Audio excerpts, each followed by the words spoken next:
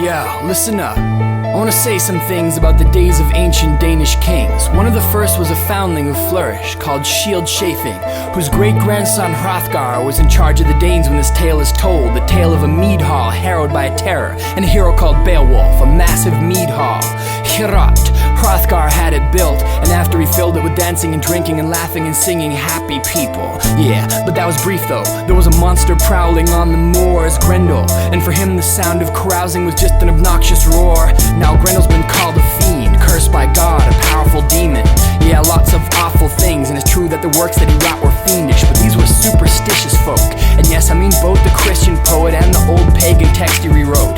Grendel's flesh was physical. Now I've heard some outlandish conjectures from critics about how Grendel's cannibalism was essentially different from the psychopathic pleasures of a man like Hannibal Lecter. One theory goes that he was the last of a band of Neanderthal wretches. Another says that he was an apparition, the province of psychoanalysis. Yeah, rabid secularists like me want to cut to the heart of the story. Maybe he had some deformity in his eardrums. Now that would be parsimony. It doesn't matter. You know as well as I do that there's no hell, no gods, no demons, no elves delivering gifts on Noel, and I say oh well. So what if Grendel's nature wasn't clear-cut? All that matters here is the level of fear that he brought to Heorot. They say at night he snuck in, greedy and grim, and murdered 30 men. But even if it was just 3 men, would he be any less of a demon? Grendel left the spear Dane screaming, and they couldn't even deal him a cut. He just killed when he wanted and spilled so much blood that it left a bit of a chill on their fun.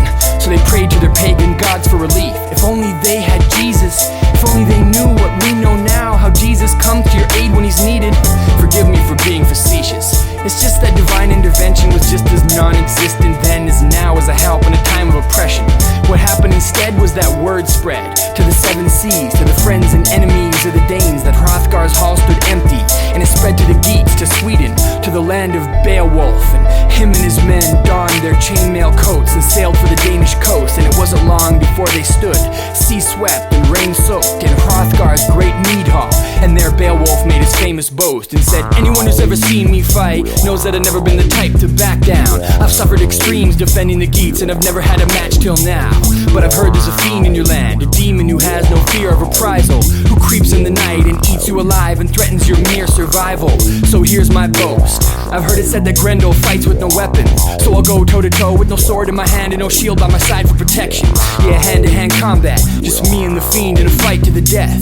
And if Grendel wins, well then best believe he'll be feeding tonight on my flesh. Well, Hrothgar was quite impressed with the strong words of this conqueror, and he ordered a feast to be served to the Geats, and the mead hall was soon full of drunkards. But their comforts were soon disturbed by a servant of the king called Unferth, a weaselly little flea who was eager to see Beowulf's pride get punctured. What vanity, he cried to the crowd. This man lives in a fantasy if he thinks he can defeat such a powerful enemy single-handedly.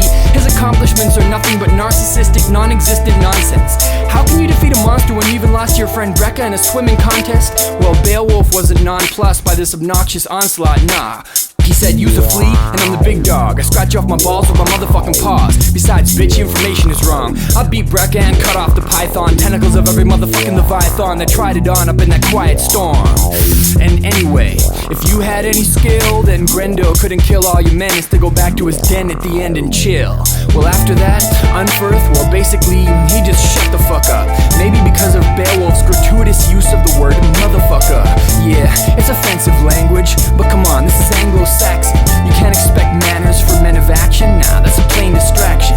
Well, after his word clash with Unferth, Beowulf went back to the feast and kept on bragging out loud about how he was gonna tackle the beast. And then Hrothgar went to bed and left the guard to Beowulf and the rest of the Geats. And the fires burned low, and the mead hall was soon fast asleep.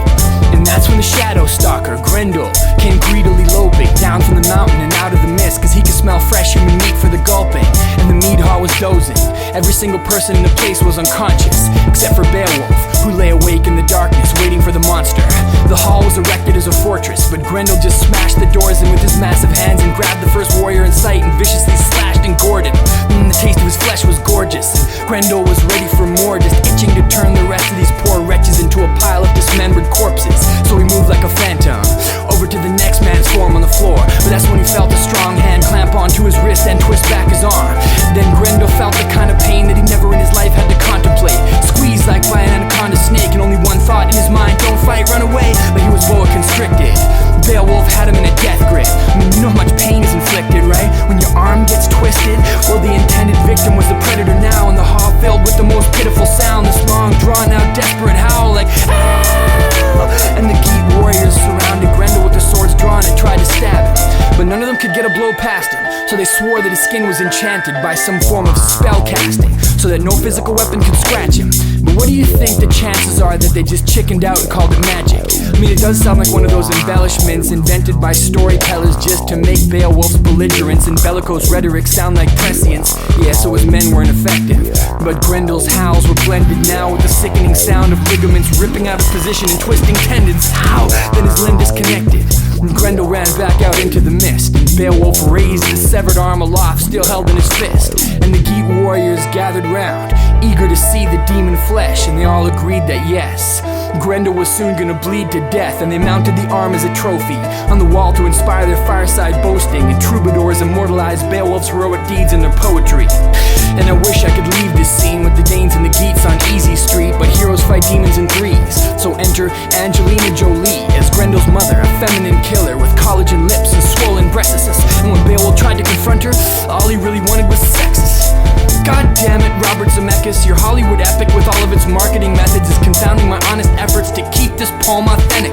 It's pathetic. All I see when I picture Grendel's mother instead of a hideous monster is Crispin Glover caressing his digitally rendered mom like an incestuous lover, and I'll never recover, so forget it. If you want to know her actual facial features, ask your 12th grade teachers or college professors. They're the last gatekeepers on tradition. Or read Seamus Haney's version. His verse is amazing, but any pop culture interpretation is subject to virtually unlimited changes. Cause if you try to please the tourists, then the purists get Tourette's and curse you. And if you try to do the reverse, well, the tourists are known for the lack of endurance. So who do I try to please first? Myself, and it usually works. So instead of judging like jurists, just sit back and enjoy the experience. And I'll go back to the story. Actually, you know what? Forget it. I think I'd rather just leave it. If you really want to know how it ends, well then, I guess you better just read it. Go read it. Norton Publishing. Seamus Haney. Dual Language Edition. Old English. Read the introduction too. It's pretty informative. Do not listen to rap music to get an education. It's entertainment. Gotta go read.